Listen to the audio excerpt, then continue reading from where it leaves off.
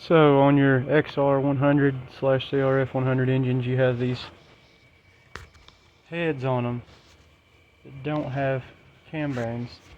I experimented with copper to make a bearing. That didn't really work.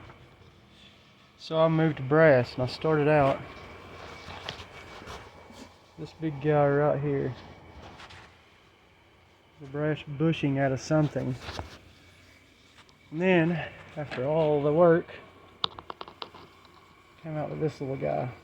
Halved it because your cap that goes over your cam bearing needs to touch on each side so it doesn't spin around like a car bearing when it spins a bearing.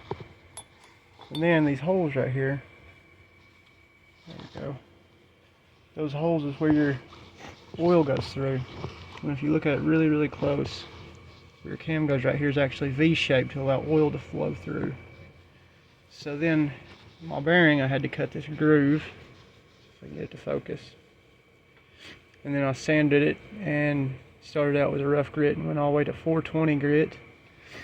And now, after I've cut my head that I'm using out with a Dremel and a die grinder, I can set my bearing down in there, like so. I may put a dab of JB Weld on it to hold it. But it'll sit down in there just like that. It's not perfect, but it works. Then the carriage will go. Let's see if I can get a good view of that. You see the cast iron piece on the top will rest on the bearing to keep it from spinning. Hopefully the oil valleys are deep enough.